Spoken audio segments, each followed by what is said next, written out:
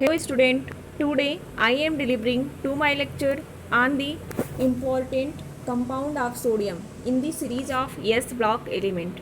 Today we will discuss about the sodium carbonate, which is commonly called as the washing soda. Formula Na2CO3 dot 10H2O. Preparation. Generally, sodium carbonate prepared by the following method. First method है ले blank process. ले blank process में क्या होता है, इसमें generally NaCl के 2 molecules को लेते हैं और इसकी रिएक्शन CaCO3 कैल्शियम कार्बोनेट से कराते हैं।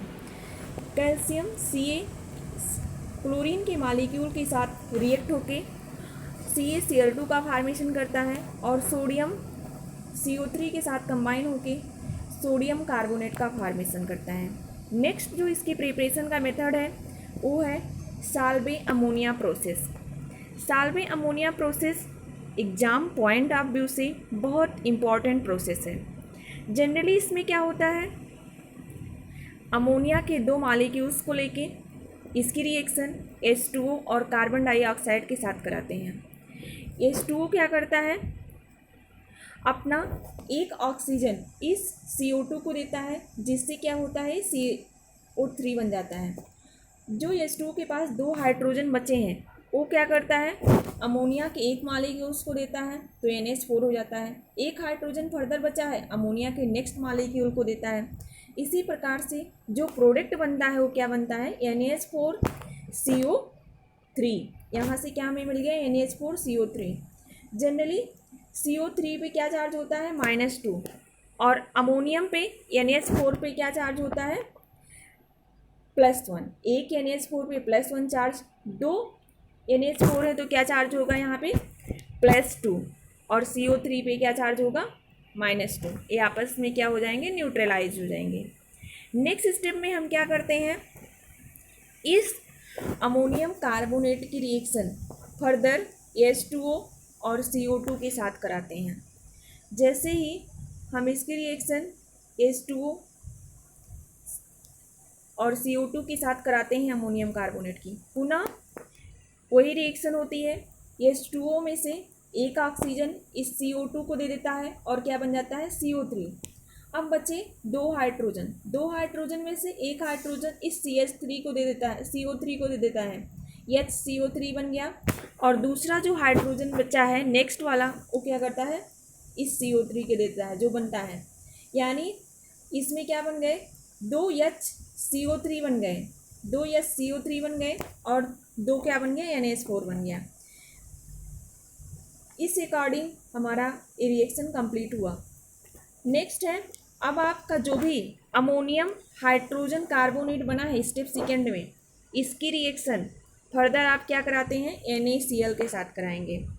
जैसे ही आप अमोनियम हाइड्रोजन कार्बोनेट की रिएक्शन NaCl के साथ कराएंगे तो क्या होगा, NH4 यहाँ से क्लोरीन के साथ कंबाइन होकर NH4Cl बना लेगा और आपका सोडियम और यहाँ से HCO3 मिलके NaHCO3 बना लेंगे, यानी सोडियम हाइड्रोजन कार्बोनेट।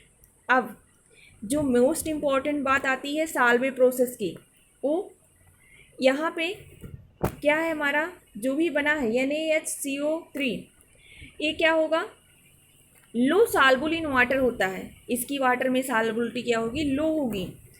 जब सॉल्वे ये क्या होता है, NaHCO3 प्रेसिपिटेट के रूप में बाहर आ जाता है और इसके थक्के जमे जमे नज़र आने लगते हैं।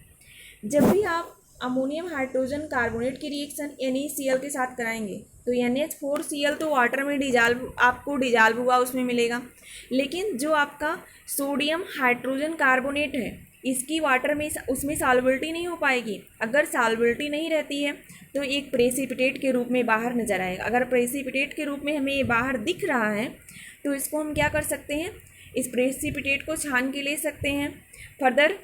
अब नेक्स्ट स्टेप में क्या करते हैं, जो सोडियम हाइड्रोजन कार्बोनेट का हमें प्रेसिपिटेट मिला है इसको पुनः हीट करते हैं। अगर हम इसको हीट कर देते हैं तो हमारा सोडियम कार्बोनेट बन जाता है, CO2 मिल जाता है और H2O मिल जाता है। यहाँ पे जो मोस्ट इम्पॉर्टेंट साल्वे प्रोसेस में आपको याद रखना, उस सोडियम हाइड्रोजन कार्बोनेट का जो प्रेसिपिटेट मिल रहा है हमें, ये किस लिए क्यों मिल रहा है, क्योंकि वो वाटर में साल्बुल नहीं है, ये थक्के के रूप में बाहर नज़र आने लगता है। रिमेंबर पॉइंट है जो इस साल्वर प्रोसेस की, ये आप याद रखेंगे। Solvay process is not used for the preparation of K2CO3।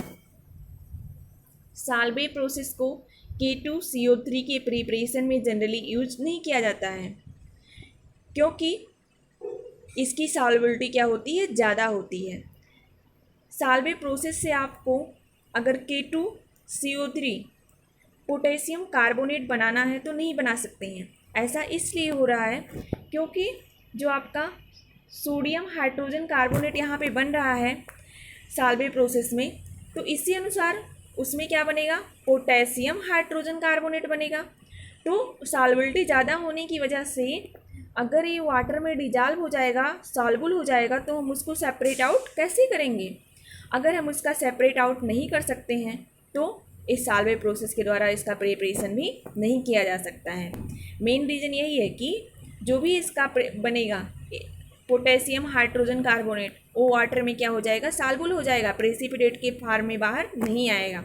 अगर इसका सॉल्युबिलिटी ज़्यादा है, प्रेसिपिटेट नहीं मिल रहा है हमको, तो क्या करेंगे, इसका प्रिपरेशन इस मेथड के द्वारा नहीं कर सकते हैं। तो एग्जाम पॉइंट ऑफ व्यू से आप याद रखेंगे, अगर आपसे क्वेश्चन पूछ ही लिया जाता है कि why Solvay process is not used for the preparation of K2CO3, तो आप इसमें बताएंगे क्योंकि इसकी जो सॉल्युबिलिटी होती है वो ग्रेटर होती है। ग्रेटर सॉल्युबिलिटी होने की वजह से ये वाटर में इजीली डिजॉल्व हो जाता है, इसका प्रेसिपिटेट हमें नहीं मिल पाता है, इसीलिए उसकी प्रिपरेशन इस मेथड से नहीं किया जा सकता है। नेक्स्ट है properties. Properties, it is white crystalline solid. जो भी हमारा वॉशिंग सोडा होता है ये वाइट क्रिस्टलाइन सॉलिड होता है। नेक्स्ट है हमारा properties soluble in water. Water में क्या होता है, सॉल्युबल होता है। जनरली जो हमें मिलता है डेकाहाइड्रेट फॉर्म में मिलता है। डेकाहाइड्रेट फॉर्म का मतलब है कि ये 10 वाटर मॉलिक्यूल के साथ ऐड होता है। इसके साथ क्या है, Na2CO3.10H2, इसी का मतलब हम यहाँ पे बता रहे हैं कि डेकाहाइड्रेट फॉर्म है। नेक्स्ट है प्रॉपर्टीज इसकी रिएक्शन विथ एसिड, यानी कि जब आप एसिड के साथ इसकी रिएक्शन कराएंगे तो क्या होगा। जब भी आप सोडियम कार्बोनेट की रिएक्शन एसिड के साथ कराते हैं, जनरली Na2CO3 अगर HCl के साथ रिएक्ट कर रहा है तो हमें 2NaCl H2O CO2 मिल रहा है। नेक्स्ट है with CO2 on passing through CO2 concentrated Na2CO3 solution NaHCO3 get precipitate. अगर हम सोडियम कार्बोनेट की रिएक्शन H2O और CO2 के साथ करा रहे हैं तो वही हमें सोडियम हाइड्रोजन कार्बोनेट का प्रेसिपिटेट मिल रहा है। नेक्स्ट इम्पॉर्टेंट रिएक्शन है, जब भी हम इसके सोडियम कार्बोनेट के मॉलिक्यूल्स को 375 डिग्री केल्विन पे लेते हैं तो जनरली क्या होता है, एक 9 वाटर मॉलिक्यूल्स रिलीज हो जाते हैं इसके, और जो भी हमें मॉलिक्यूल्स मिलता है वो क्या मिलता है, मोनोहाइड्रेट। मोनोहाइड्रेट का मतलब है कि एक ही वाटर मॉलिक्यूल इससे अटैच है। अगर हम इस मोनोहाइड्रेट को पुनः यानी 375 केल्विन से लो टेम्परेचर पे कर देते हैं तो हमें क्या, सोडियम कार्बोनेट मिल जाता है और H2O मिल जाता है। नेक्स्ट है Na2CO3 H2O। अगर हम इस सोडियम कार्बोनेट की रिएक्शन फर्दर H2O के साथ कराते हैं तो हमें क्या मिलता है, सोडियम हाइड्रोजन कार्बोनेट और सोडियम हाइड्रोक्साइड का एक एल्कली सॉल्यूशन मिल जाता है। नेक्स्ट है uses. It is use to remove permanent hardness of water. अगर हमें वाटर का हार्डनेस को दूर करना है, वाटर सॉफ्टनर बनाना है अगर हमें, तो हम क्या करेंगे, वहाँ पे सोडियम कार्बोनेट अथवा वॉशिंग सोडा का यूज करेंगे। इसका जो फर्स्ट यूज है वो है remove permanent hardness of water. Next uses है in the manufacturing of glass soap paper. जो हमारा सोडियम कार्बोनेट है अथवा वॉशिंग सोडा है, इसका यूज जनरली हम करते हैं सोप बनाने में, पेपर इंडस्ट्रीज में, ग्लास में। नेक्स्ट है it is used for washing cloth. कपड़े धोने के लिए भी वॉशिंग सोडा सोडियम कार्बोनेट का भी यूज किया जाता है। नेक्स्ट है यूज है इसका, it is used in the manufacture of borax. Borax के मैन्युफैक्चरिंग में इसका यूज होता है।